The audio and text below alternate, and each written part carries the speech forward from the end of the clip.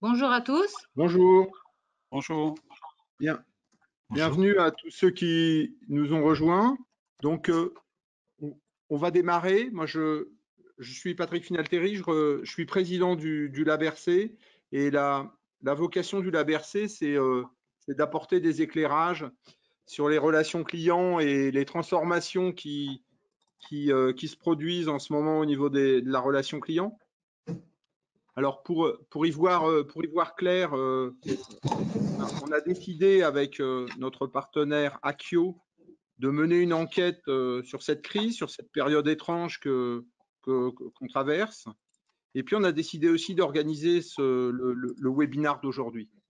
Donc, pour aborder ce sujet des services clients face à la crise ou à travers cette crise, on va pouvoir structurer nos échanges autour de trois axes majeurs.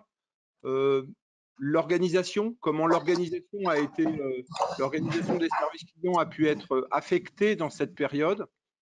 Qu'est-ce que ça change ou qu'est-ce que ça fait évoluer en termes d'outils, et puis aussi comment ça affecte le management des services clients. Donc, comment les services clients ont été touchés à ces trois niveaux, organisation, outils, et puis aussi mode de management. Quelques mots juste pour situer l'ABRC et ses priorités. L'ABRC, c'est une association de managers de la relation client qui travaille sur des sujets comme l'engagement et le management des équipes ou le développement des compétences, l'intégration des outils aussi, puisqu'on en a parlé, la transformation digitale est à l'œuvre, et puis aussi les recherches d'efficience et d'excellence, dans un angle toujours très opérationnel, très pratique et très concret. Aujourd'hui, dans ce webinaire, en plus de moi qui vais lancer, animer et relancer les débats, Fabienne Singos, qui est là, responsable marketing chez Akio, nous communiquera des éléments et des données chiffrées par rapport aux études, aux enquêtes qui ont pu être menées sur le sujet. Et puis, on fera intervenir deux grands témoins, on va dire. Phyllis Yoncer, qui représente la télévente chez GACD, qui se présentera tout à l'heure. Et puis, Grégoire de Rouffignac, qui est le responsable du service relations clients chez Velux France. Pour démarrer, on va se poser la question, effectivement, de comment à travers cette crise, l'organisation des services clients a pu être affectée. Et donc, je vais donner la parole à Fabienne qui va nous donner des éléments d'appréciation, des éléments d'étude sur la manière dont les services clients ont pu être affectés à ce niveau-là. Bonjour à tous. Akio, c'est un éditeur de logiciels de GRC, donc omnicanal pour les centres de relations clients. Donc, nous avons mené cette enquête au mois d'avril dernier, donc au pic de la crise, pendant le confinement. Et on a réussi à avoir des tendances qu'on a voulu conforter en regardant un peu les études donc disponibles sur le marché, les gens qui ont réfléchi également comme nous sur la question. Donc, ce qu'on a pu voir dans un premier temps, c'est que le secteur de la relation client à distance est resté très dynamique pendant cette période de crise et est très dynamique aujourd'hui. Donc, nos répondants à notre sondage nous ont, dans la quasi-totalité, indiqué avoir maintenu leur activité de relation client à distance, même si elle était quelque part partielle. Ensuite, pour illustrer ça, je vais vous parler d'une actualité. Donc, pas plus tard que ce matin, en regardant la presse économique, j'ai vu au sujet de Téléperformance qu'il rentrait au 440, donc à la place de Sodexo. Donc, c'est une information très intéressante pour notre secteur, puisque ça veut dire que le marché a confiance en nous. Et cette information s'est également vérifiée lors de la crise sanitaire, puisqu'au mois d'avril, Téléperformance publiait ses résultats. Et dès lors que ces résultats ont été publiés, Téléperformance a bondi de 8%, donc à la bourse. Donc, c'était une information pour moi importante qui montre donc qu'on a raison de s'accrocher, qu'on a raison de croire à nos activités. Malgré tout, ils nous disent quasiment tous qu'ils ont perçu une baisse des flux. Enfin, quasiment tous. C'est 59% d'entre eux enregistrent une baisse notable de ces flux en volume de contact. donc qui a engendré un sous-dimensionnement de leurs équipes pour 55% d'entre eux. Beaucoup d'entre eux également nous ont dit avoir eu recours à des outils quand ils ont pu, puisque vu le temps imparti, tout le monde a fait comme il a pu, mais donc de privilégier des outils pour automatiser, je cite, tout ce qui peut l'être, donc comme une alternative à l'humain. Ensuite, on s'est aperçu qu'on avait beaucoup travaillé dans le monde de la relation client à distance, puisque la moyenne du marché français se situe aux alentours de 39%. C'est une étude perception CSA de Malakoff Humanis. Alors que nous, on a vu du côté du lab RC Akio que nos sondés avaient estimé avoir proposé dans 82% des cas le télétravail à leurs salariés. Et l'Académie du service, qui a également mené une étude courant mai, donc a publié les résultats de son étude courant mai, nous dit que 65% des salariés de la relation client ont pratiqué le télétravail, donc sur la période. Donc concrètement, on a été très dynamique, on s'est organisé comme on a pu, mais ça a été une épreuve pour les professionnels de la relation client, puisque 81% d'entre eux nous ont dit avoir été bousculés par la crise. Donc ils sont adaptés, ça a été une prouesse pour eux, parce qu'à tous les niveaux, il a fallu apporter des solutions. Mais ils estiment également que la relation client a joué un rôle essentiel, un rôle de relais pour leur entreprise. Pour 61% d'entre eux, la relation client à distance a été le relais économique de leur entreprise. Je donne la parole maintenant à Grégoire. Est-ce que tu peux nous dire concrètement comment ça s'est passé au niveau organisation chez Velux France? Oui, bonjour. Est-ce que tout le monde m'entend bien? Oui, on t'entend. Impec. Ouais, super. Okay. Très rapidement, avant de rentrer dans le cœur du sujet, je présente la société Velux en 30 secondes. Pour ceux qui ne nous connaissent pas, mais même ceux qui nous connaissent, c'est intéressant de savoir qui on est en fait. C'est une société danoise. La société VKR, qui reprend les initiales de Willum Khan Rasmussen, le fondateur, a été créée en 1941. Et cet ingénieur danois a créé la première fenêtre de toit et déposé le nom Velux en 1942. Et la magie, au-delà d'apporter la lumière naturelle et de l'air frais par le toit, ça a été l'invention de la charnière pivot qui vous permet à tous d'avoir des fenêtres oscillo-battantes. Le groupe Velux, en quelques mots, on participe au confort de vie et au développement de l'habitat durable. Après, je vous passe toute la gamme de produits. Vous connaissez sans doute les fenêtres de toit. Après, on a une gamme de produits extrêmement large et au sein du groupe VKR, Willum Khan Rasmussen, toutes les sociétés dont Velux est la plus importante traitent toutes globalement de l'air, de la lumière et de la ventilation. On a un nouveau CEO depuis 2 ans. Enfin, voilà. Et juste pour finir sur les chiffres, on est une société qui n'est pas cotée en bourse. On est détenu, et c'est une particularité, c'est une structure qu'on retrouve souvent dans les Nordiques, dans les pays du Nord et en Europe de l'Est. On est détenu par des fondations qui ont été créées par Willum Khan Rasmussen et par la famille du fondateur. Ce qui fait qu'on n'a pas de fonds de pension, de banque, d'actions sur les marchés, ce qui nous met relativement à l'abri dans des périodes un petit peu chamboulées.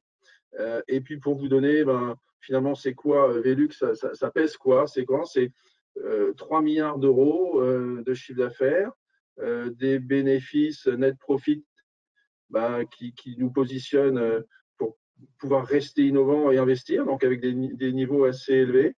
Et puis, ce qui n'est pas mentionné, c'est qu'on est 10 500 ou 11 000 dans le monde, 27 sites de production dans 10 pays, et on est présent en nom propre, commercialement, dans 40 pays, ce qui, globalement, on est présent partout où l'architecture peut accueillir nos produits.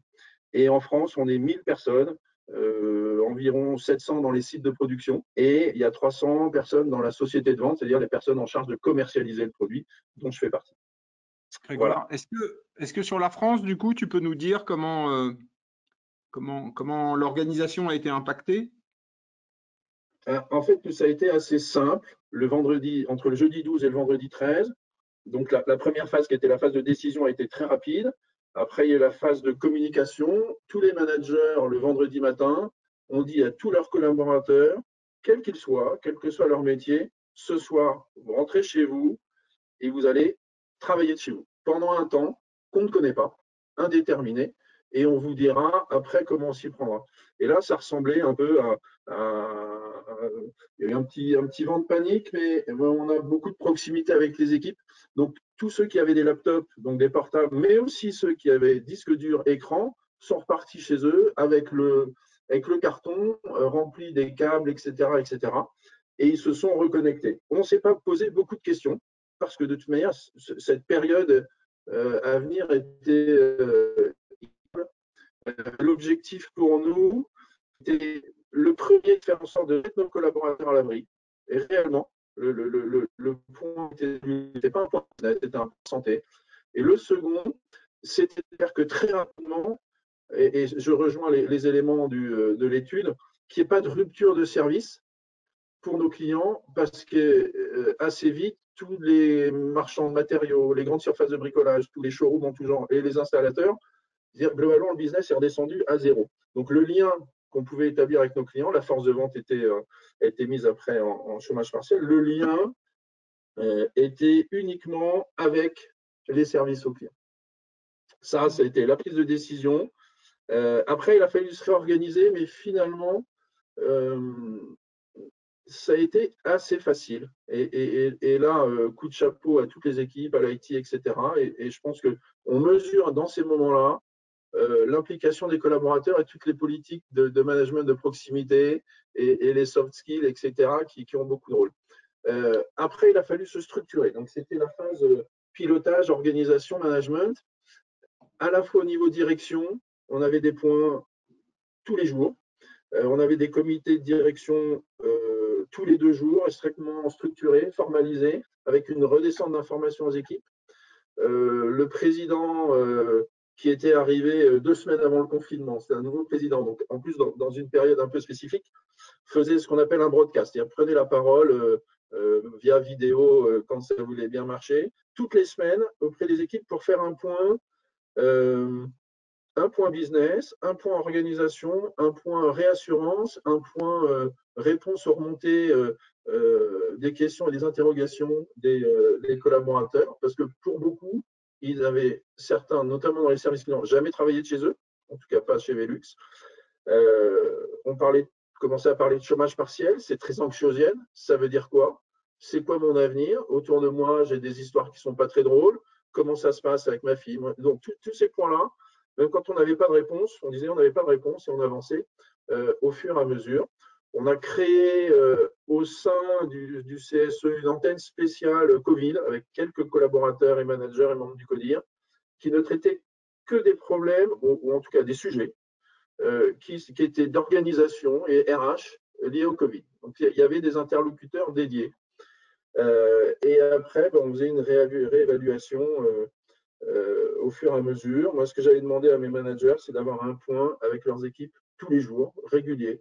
Peut-être un point qui ne servait pas à grand-chose en temps normal, c'est-à-dire en termes de business, d'activité, mais un point de contact, on échange, comment tu vas, comment ça se passe avec ta fille, machin, t'es enceinte, etc. Parce que ça, c'était le gage de la réussite et de la pérennité du système. Après, on est passé, comme tout le monde, dans une phase d'activité partielle. Et là, la phase d'activité partielle, elle peut faire peur. C'est-à-dire, ça veut dire quoi? Est-ce que mon job est en péril ou pas? Et donc là, on a eu alors, on est un groupe danois, et déjà dans cette phase aussi, il y a eu la France a été beaucoup plus impactée chez nous en interne que les autres pays. Et nous, notre business, il a chuté drastiquement pendant peu de temps. Après, il est reparti. Dans les autres pays, ça ne s'est pas passé comme ça. Donc, il y a des questions de culture, d'organisation, de maturité de marché, que sais-je, d'organisation. Et donc, c'était aussi de faire comprendre ce qu'on vivait aujourd'hui, comment ça a impacté l'ensemble du groupe. La France étant un des plus gros marchés. Et effectivement, le groupe s'est engagé à à rassurer avec des prises de parole régulières du CEO, David Brinks, sur votre job n'est pas en péril. Velux, c'est une société qui réfléchit long terme. Et on est sur les cycles de l'habitat. Nos cycles de vente, on est sur des cycles de vente assez longs, mais on est sur des cycles stratégiques extrêmement longs. Nous, on pense à 20 ou 25 ans. Après, ça ne veut pas dire qu'au quotidien, on se positionne sur des projets que à 20 ou 25 ans, mais c'est quand même très rassurant pour les collaborateurs. Deux, le groupe s'est engagé à compléter les salaires, quoi qu'il en soit, en se donnant des échéances clés, fin mai, fin juin, fin juillet, fin août, fin septembre s'il le fallait, pour ceux qui étaient en activité partielle. Et ça, c'est très rassurant, bien évidemment, d'avoir cette certitude. On est descendu à 60% d'activité partielle. C'était un vrai exercice pour les managers de remplir des tableaux RH dans tous les sens, de présence, etc. La règle étant pour nous que ce n'était pas les mêmes, enfin, tous les collaborateurs devaient à la fois être contributifs et en activité partielle quand il le fallait. Donc, il y avait un système d'équité et on a demandé à tout le monde, avant ça, de prendre 10 jours de congé, c'est-à-dire de solder les congés avant fin avril et non pas avant fin mai comme d'habitude. Donc tout ça est allé extrêmement vite. Et là, le rôle des outils, des échanges, le rôle des managers, leur manière de voir. Grégoire, excuse-moi, je te coupe. On va aborder tous ces sujets après. Ce que je propose peut-être, c'est que Phyllis prenne la suite et qu'elle nous parle d'organisation côté GACD. Ça marche. Merci Phyllis. À toi. Oui. Bon, bonjour tout le monde. Donc rapidement, hein, je vous présente GACD. Donc vraiment, nous sommes une entreprise complètement spécialisée dans le dentaire. À l'origine, donc créée par un chirurgien dentiste et qui avait beaucoup de vraiment être très proche de ses collègues et collaborateurs pour les aider à se fournir, je dirais, en matériel dentaire. Donc aujourd'hui, on intervient au niveau européen, mais avec des filiales en Belgique, Espagne, Italie. Et voilà, donc la majorité de nos ventes, c'est vraiment sur des professionnels de la santé, du domaine donc dentaire, avec grosse présence sur les libéraux, les hôpitaux et donc mutuelles et collectivités. Aujourd'hui, en France, on a vraiment une position, je dirais, assez confirmée de leader. Hein. Le marché est assez, je dirais, avec quelques acteurs majeurs, groupe américain et donc GACD, groupe français. Dans la gestion de la crise, chez nous, cela a été, je dirais, on l'a senti venir, hein, étant donné que nous étions déjà dans le domaine médical, bien avant je dirais le pic de la crise sanitaire. Nous, on était très sollicité sur tout ce qui était consommation et consommable de protection de la personne, et surtout qu'on avait eu le retour de notre filiale en Italie qui avait été touchée avant nous. Donc voilà. Et je dirais dans l'organisation au niveau des donc on avait également l'expérience avec les grèves et gilets jaunes de début d'année où on avait déjà commencé à faire le télétravail. Donc voilà, je dirais la mise en place du télétravail a été assez rapide chez nous, même si la majorité de l'équipe, bien sûr, a été l'annonce. La majorité de l'équipe est partie en télétravail avec le début du confinement. Avec ce début de confinement, évidemment, donc, tous nos praticiens libéraux ont également fermé leur cabinet. Et au regard de tout ça, eh bien, notre activité, je dirais, a complètement, du jour au lendemain, au niveau commercial, au niveau vente, s'est arrêtée.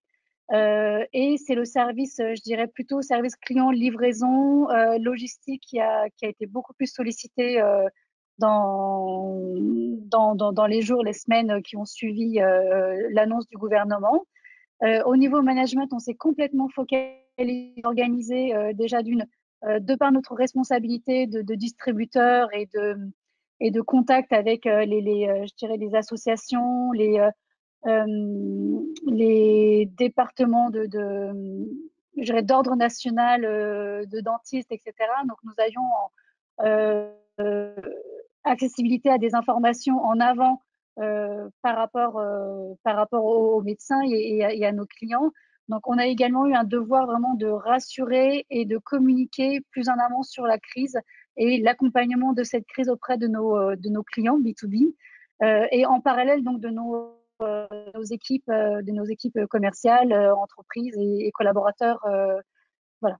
Donc, il y a vraiment eu un gros travail au niveau management. Donc, nous sommes une entreprise, on est 700 sur les différentes filiales, mais GACD, c'est une petite PME d'une centaine de personnes.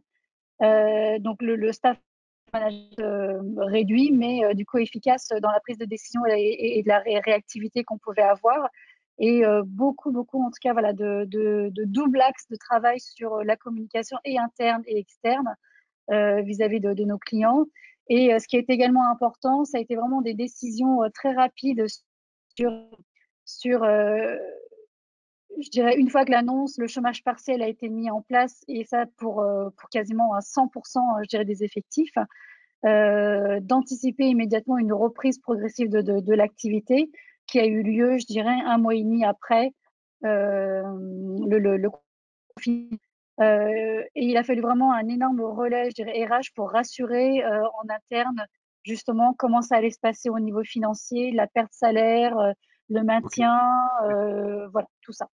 Phyllis, merci de ces premiers éléments. On reviendra sur l'aspect reprise, comment ça s'est passé un petit peu plus tard. Moi, ce que je vous propose, c'est de revenir à l'enquête sur l'axe plutôt transformation digitale, puisque d'après ce qu'on en sait, cette crise a été aussi un accélérateur de la transformation digitale. Fabienne, c'est bien ça? Est-ce que tu peux nous passer quelques données là-dessus? Oui, alors on a regardé les flux côté Akio et on s'est aperçu qu'il y a eu une vraie bascule du canal voix au profit des canaux digitaux. Et ça, on l'a mesuré à 64% des flux. C'était vraiment considérable. Et c'est le cas également pour les sondés, puisque au-delà de la voix, eux, ce qu'ils ont constaté, c'est clairement une augmentation des flux mail. Donc, une accélération de la transformation digitale, oui. Petit aparté, Téléperformance en croissance depuis plusieurs trimestres a expliqué ce que j'ai vu ce matin, que c'était grâce à cette transformation digitale qu'ils avaient enregistré de telles performances. Donc, la situation et le déploiement du télétravail pour tous a mis en exergue, c'est l'enjeu technologique, clairement. Les décideurs de la relation client, dans 73% des cas, et je reprends l'enquête de l'Académie des services, disent de fait avoir progressé dans l'utilisation des outils numériques. Autre point à noter, selon les professionnels de la relation client, il y a eu également des changements qui se sont opérés côté client. Ils sont plus appétents pour l'usage des canaux digitaux pour interagir. En même temps, dans certains cas, ça a été le seul canal pour entrer en contact avec sa marque. Autre point notable, côté client, c'est une indulgence à l'égard des services clients. Ils sont aperçus que quoi qu'il arrive, la relation client à distance est là, est un relais, même s'il n'est pas physique, mais en tout cas un point de contact avec leur entreprise. Alors, je sais que Grégoire et Phyllis vont dire un mot là-dessus tout à l'heure, mais cette indulgence, elle a été éphémère puisque finalement, les choses repartent de plus belle, telles que je les ai compris. Mais en tout cas, côté professionnel, 59% d'entre eux nous ont dit qu'il y a clairement un changement d'usage côté client. Du coup, Grégoire, tu peux reprendre la main et nous dire effectivement comment cette transformation elle est à l'œuvre chez Velux? Sur le digital, en fait, c'était des choses que nous, on avait entamées avant, c'est-à-dire tous les parcours clients digitaux. Chez nous, le cycle de vente, il est lié au fait qu'à un moment donné, il y a une phase d'inspiration. Cette phase d'inspiration, vous pouvez la chercher un petit peu partout. C'est-à-dire, qu'est-ce que je veux faire comme projet, comment Velux s'intègre là-dedans. Donc, de plus en plus digitalisé, avec des systèmes qui, à un moment donné, ça génère des interactions avec les clients. Donc ça, on a généré, et du fait que les gens ne pouvaient plus aller voir leurs installateurs en grande surface de bricolage, etc., ça a multiplié les points de contact sur Internet, ça a multiplié, mais de manière vraiment exponentielle, le nombre de leads parce qu'on avait, nous, des opérations commerciales en même temps et le monde du business s'arrêtait pas pour autant. Et donc, on avait, en tout cas, sur la gestion de la relation avec le client particulier, la particularité, c'est qu'on fait du B2B, du B2C, on est en relation avec tous nos acteurs, distributeurs, installateurs, particuliers. Le business en ligne, vous ne pouviez plus aller acheter votre store chez Brico, en tout genre, Leroy Merlin ou Casto. Donc, les ventes d'accessoires en ligne ont explosé. Ce qui fait que en ligne explose, il y a beaucoup de choses des effets induits.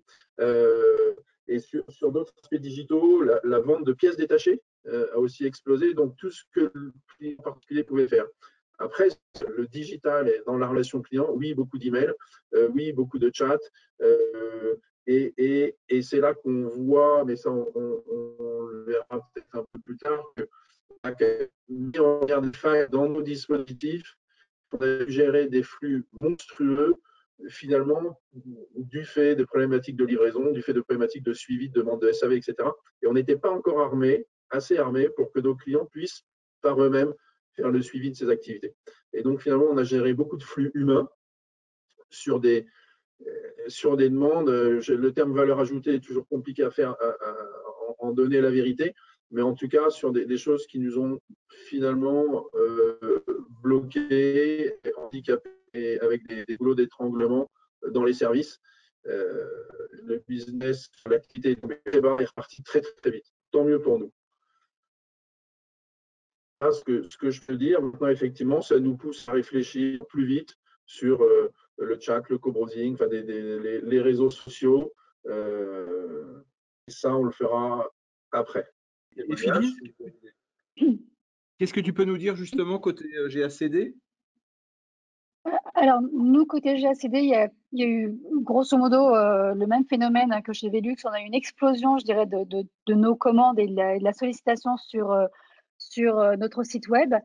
Donc, sachant qu'en plus, nous avons vraiment un historique de VP6, donc avec beaucoup d'applications de marketing direct, mais reposant sur le papier avec nos clients. À des fréquences très régulières, 2 fois par mois, etc. Donc là, on a eu complètement une transformation, je dirais, du coup, sur le digital, d'autant plus que les cabinets étant fermés.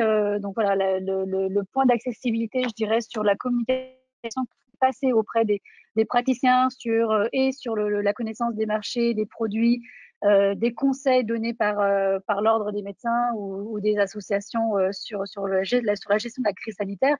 Donc tout est passé par la digitalisation, par l'envoi de mails et de la communication comme ça. Donc, explosion de nos ventes. Du coup, au téléphone, on est passé, je dirais, à 0% de prise de commande, effectivement. Beaucoup de demandes de requêtes, de mails de nos clients sur la continuité de la livraison, de changement d'adresse, pour pouvoir continuer à livrer, mais au domicile, du coup, des médecins, des praticiens et changement de lieu.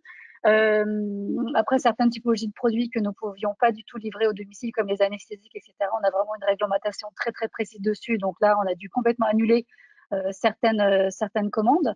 Et ce qui a été bénéfique également, donc sur des projets où on était en avance, comme le chat, eh bien, ça a été un relais assez intéressant et une mise en place rapide, mais qui a fonctionné, qui a mis, je dirais, sur le devant de la scène un besoin pendant cette période-là de gérer par ces canaux, en tout cas, les demandes clients.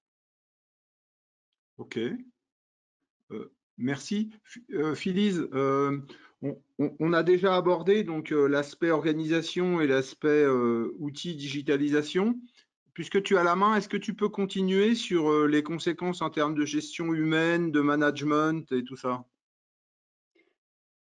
Comme je l'ai dit, on a vraiment eu 2 axes de travail.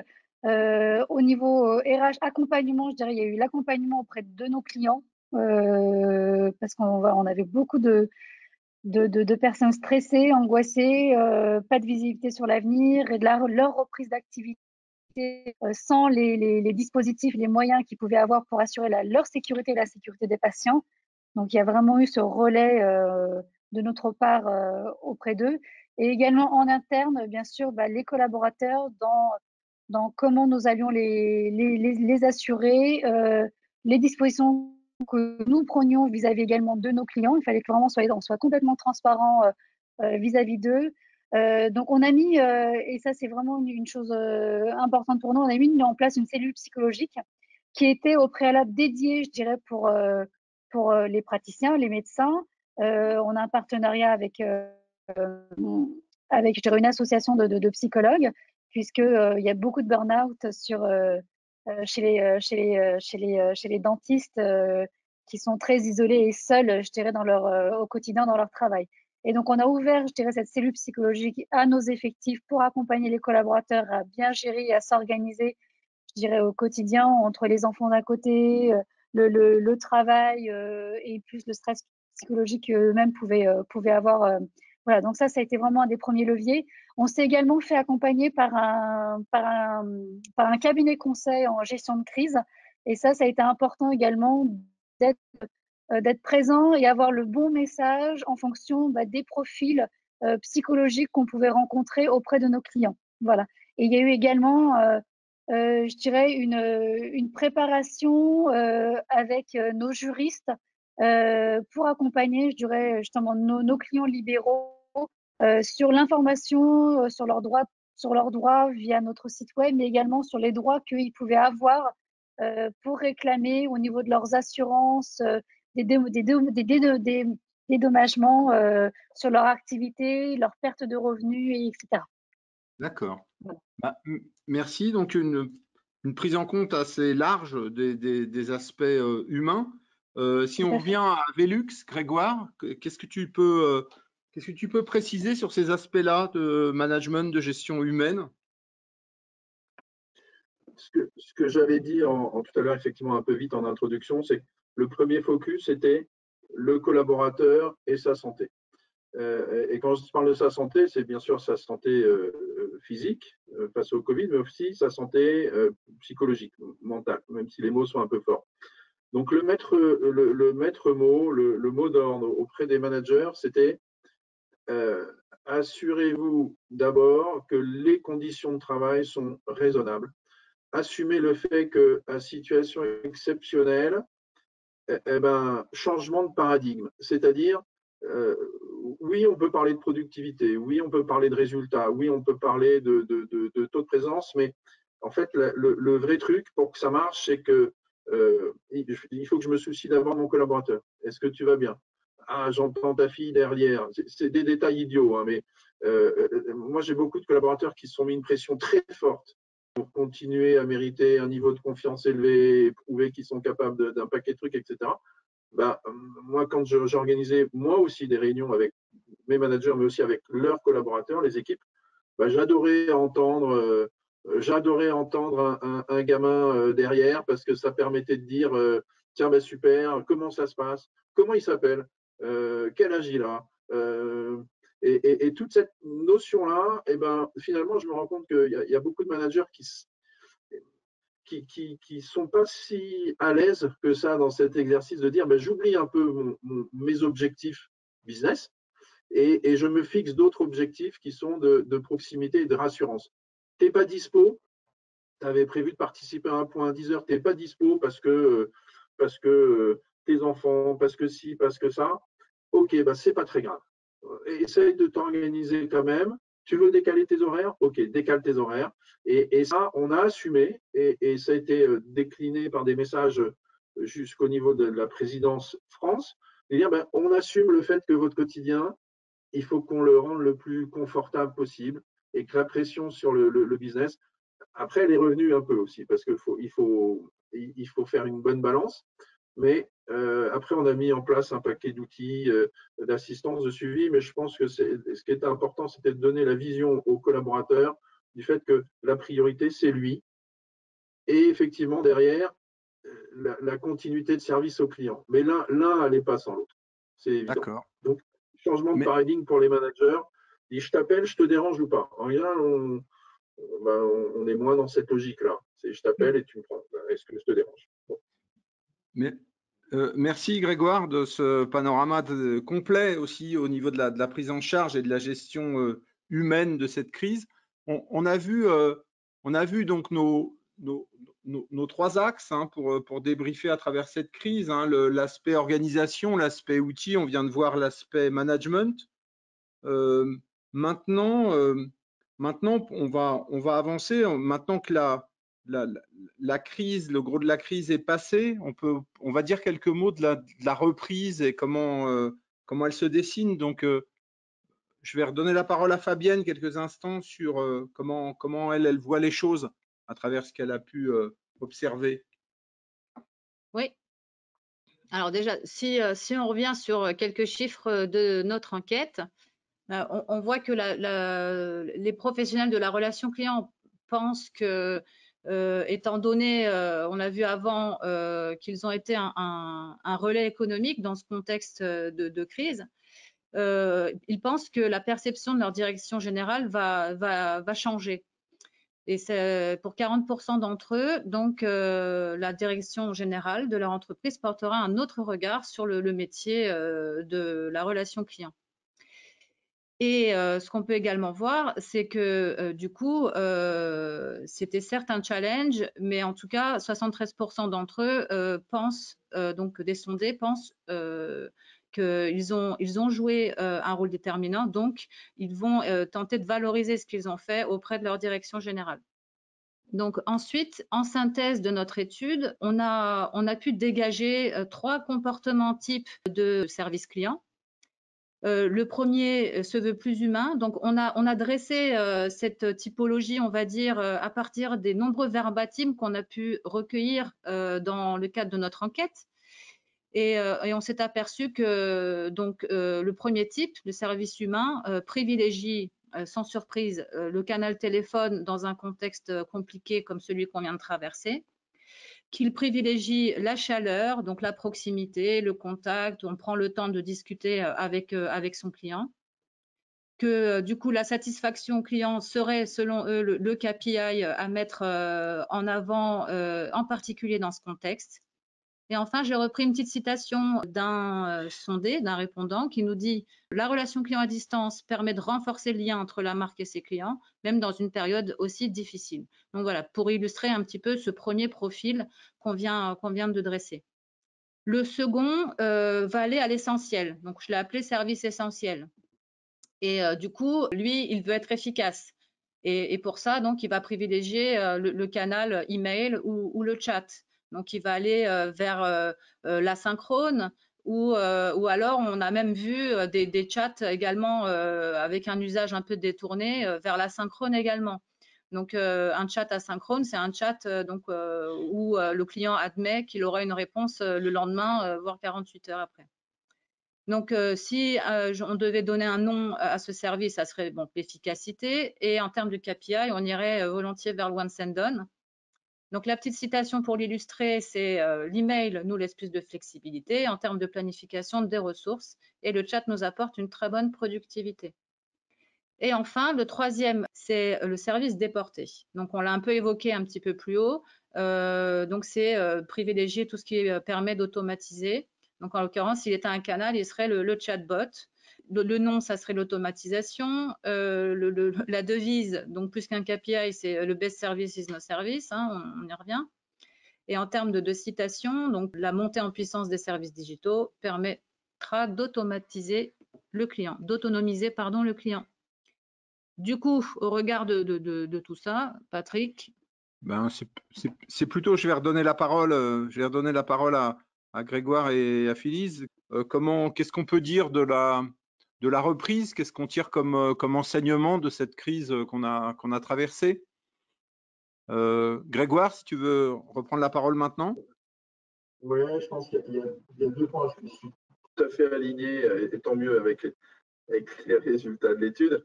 Mais il y a 2 axes, nous, sur la reprise. Alors, nous, qu'on a appelé, on n'a pas parlé de reprise, on a parlé de continuité.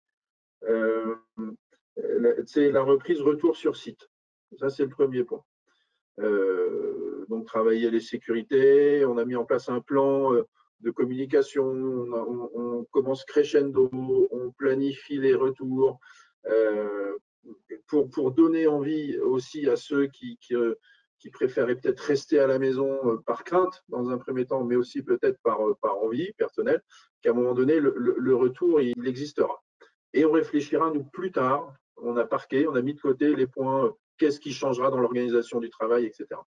Après, il y a une reprise d'activité. C'est-à-dire que nous, l'aspect confinement a stocké tout un paquet de, enfin, c'est pas joliment dit, mais tout un stock de demandes clients qui n'ont pas été réalisées pendant le confinement et là qui se libèrent d'un seul coup, notamment tout ce qui est SAV, notamment tout ce qui est aujourd'hui les problématiques logistiques, on les connaît, tout ce qui est livraison B2C est vraiment dans c'est une problématique forte. Donc tout ça apparaît, ça vient aujourd'hui. Et en plus les ventes en ligne explosent. Donc cette continuité d'activité pour nous, elle est supérieure à une activité normale de haute saison, puisque nous la haute saison commence maintenant. Donc ça veut dire que moi pour le moment je dois plutôt gérer des priorités de comment gérer du volume plus que des problématiques de notre business ne repart pas, on ne vend pas assez, etc. Donc, c'est tant mieux, c'est plutôt des bons signes.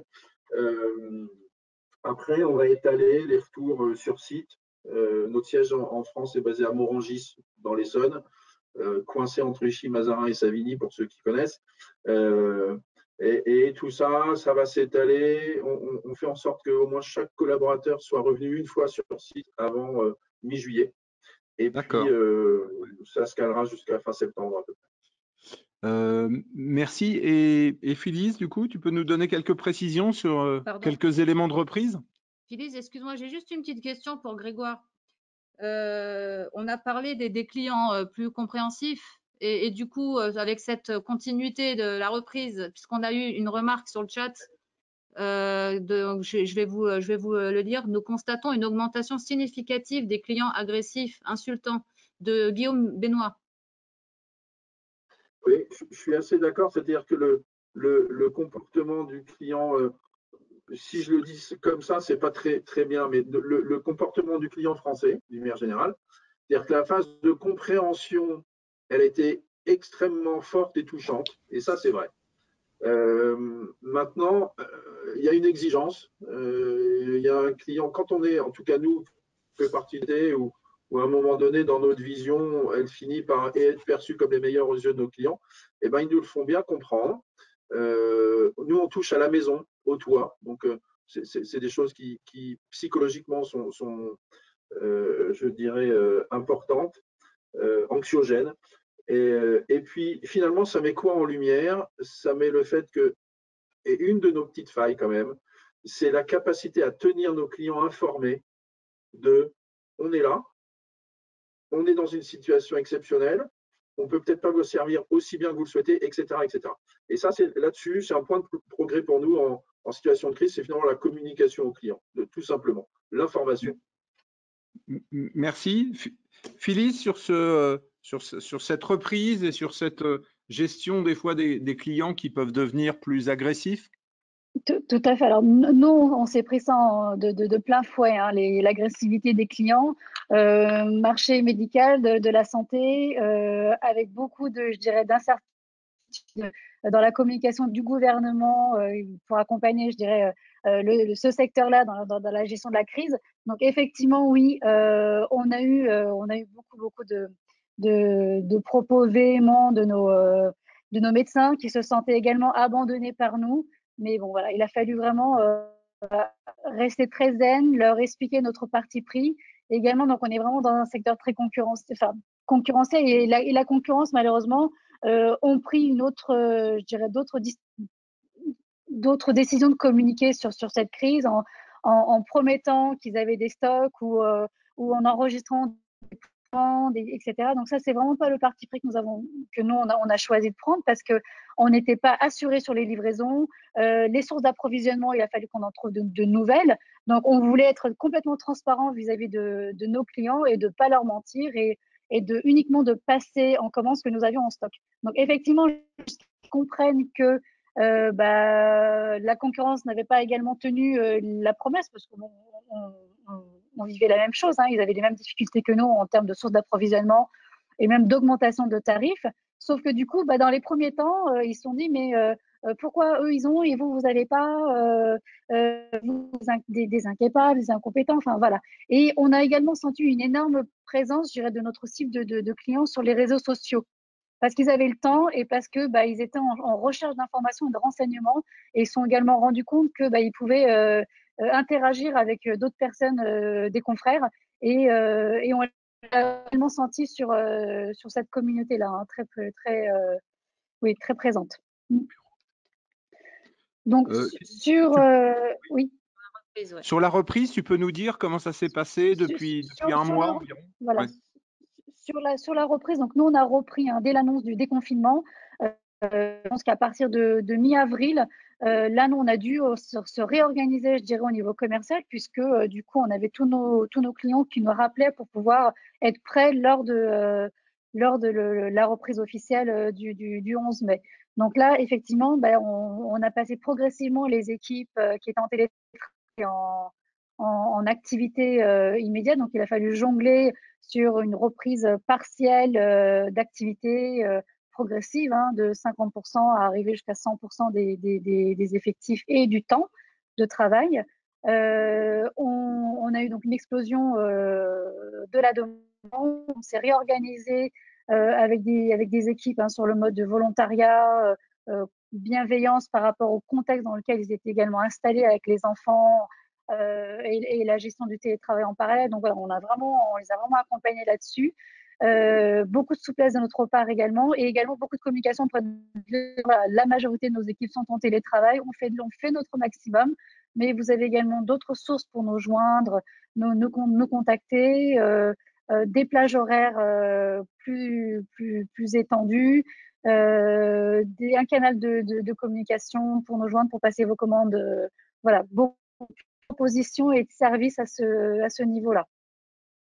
Ok, merci. Ensuite, vis-à-vis de nos clients, vis-à-vis de nos clients également, on a dû s'adapter puisqu'ils ont traversé tous la même période, je dirais, de difficultés en termes financiers. Donc, on a également été très souple en termes je dirais, de modalités de paiement, de propositions d'échéanciers et de solutions de financement. Ça a été très important dans ce contexte-là également de les accompagner pour qu'ils soient sereins lors de la reprise, le temps de réacquérir, je dirais, un chiffre d'affaires stable. D'accord. Merci. On arrive pratiquement au terme là, du webinaire. Je voudrais juste vous redonner encore la parole à tous les deux pour que vous nous disiez, mais vraiment en quelques mots, en une minute chacun,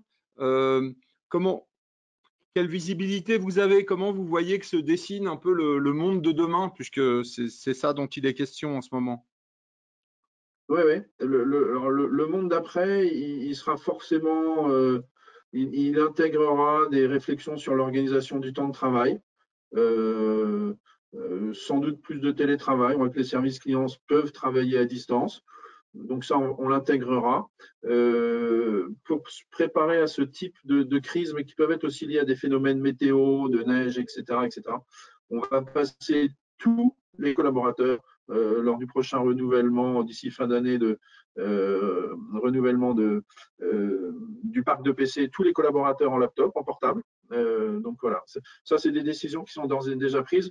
Après, bien évidemment, ça lance des sujets sur comment on s'organise pour nos clients, comment on développe plus d'omnicanal, comment on optimise le traitement du flux pour quand même s'armer un peu plus et optimiser, et là de revenir dans des logiques de production, de valeur de service, de SLA, etc., qui ont été un petit peu abandonnés ces dernières semaines. Voilà. Merci Grégoire. Et Phyllis, toi, comment tu peux nous dire, c'est déjà demain pour GACD, le nouveau monde? Tout à fait, ça a été très rapide, je dirais la sollicitation des clients, etc. Donc effectivement, en termes, je dirais RH, mobilisation des équipes, on a prouvé que le télétravail fonctionnait très très bien. Nos outils ont été testés, je dirais, à rude épreuve et ont démontré leur performance. Et on souhaite effectivement, comme chez Velux, passer sur un temps de travail aménagé également, et le télétravail est un excellent dispositif qu'on souhaite voir déployer, alors que ce n'était absolument pas un sujet à l'origine. Ensuite, il m'a semblé important pour gérer nos équipes également, de les rassurer que pendant la période de reprise, ce qui était important, c'était d'être complètement client-centrique, et que la partie, je dirais, ils avaient besoin d'être sécurisés sur la partie rémunération. Donc et puis surtout, on n'avait pas non plus nos repères sur des modalités de reprise de chiffre d'affaires, atteinte de chiffre d'affaires, de marge, qu'on maîtrisait plus trop la situation dans cette période-là. Donc, on a fait vraiment des personnalisations de plans de commissionnement pour pouvoir accompagner, que les collaborateurs soient sereins. Voilà, donc ça a vraiment été marquant pour eux. Et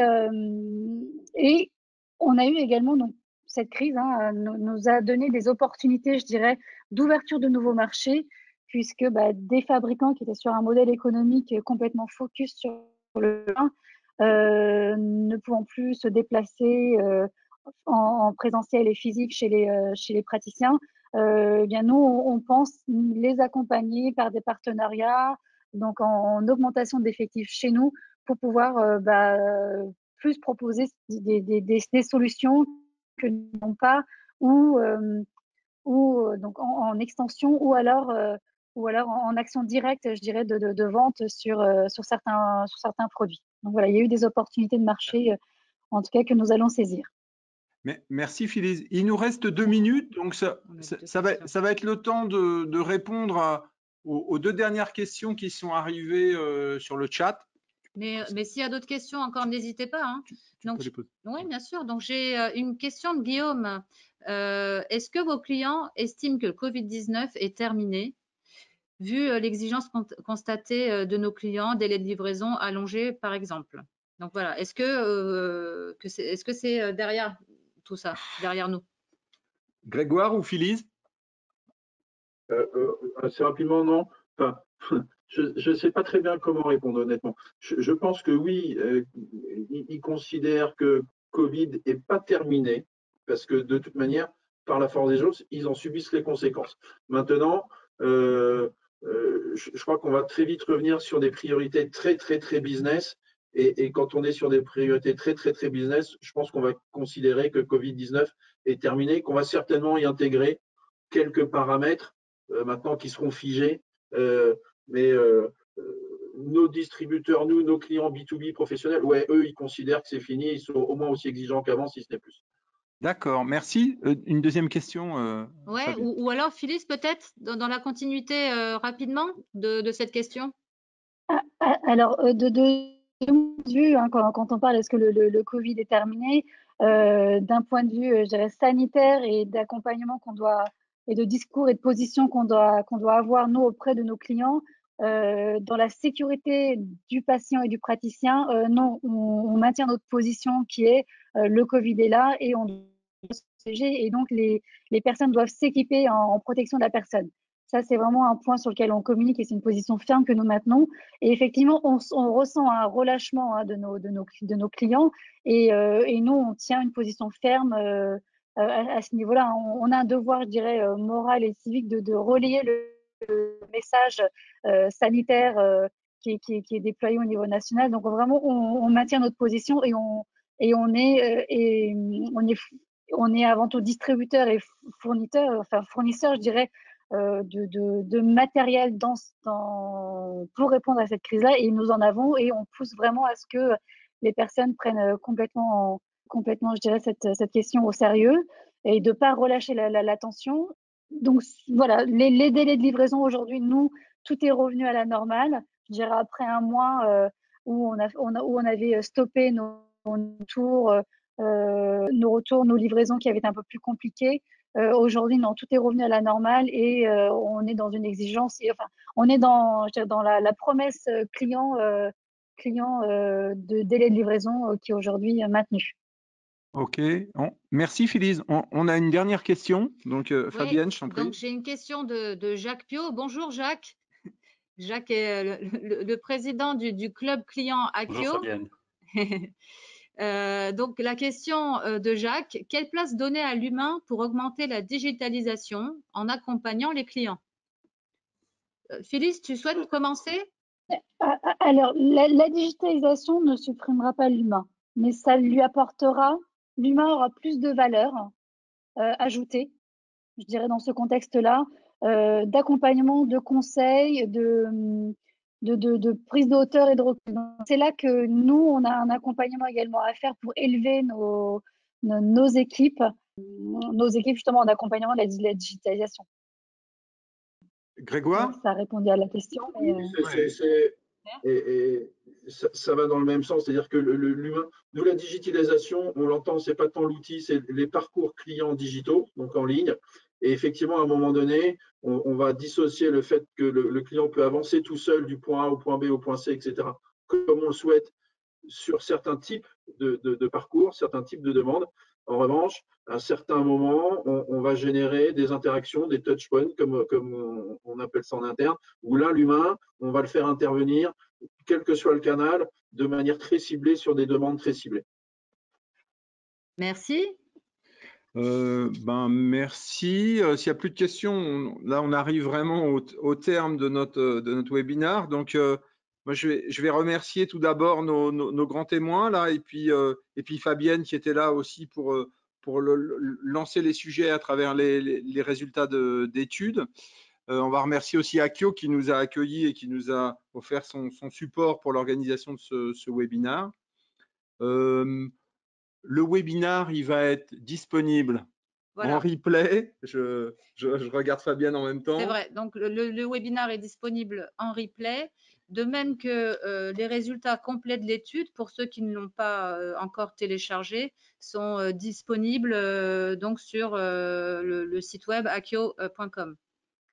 Si vous voulez joindre de la Bercé, tu peux peut-être rappeler les coordonnées. Oui, donc on les a... vous pouvez nous joindre. Vous pouvez nous joindre et nous retrouver sur notre site internet. On va organiser certainement un événement, j'espère, à nouveau en présentiel dans la deuxième quinzaine de septembre. On voit bien que c'est des sujets qui ne sont pas complètement clos. On voit bien que la transformation, elle est toujours à l'œuvre. On voit bien notamment que le télétravail, il va impacter aussi l'organisation, le management des services clients. Donc, c'est un sujet qu'on va certainement reprendre et proposer dans un format de conférence en présentiel autour du 15-20 septembre. Ça nous donnera l'occasion de revenir et d'approfondir ces sujets-là pour voir encore les conséquences directes de la mise en œuvre et de la mise en place du télétravail. Voilà, merci. Merci à tous. Merci pour votre présence. On vous souhaite un bel été et puis on se retrouve à la rentrée alors. Rendez-vous à la rentrée. Merci à tous.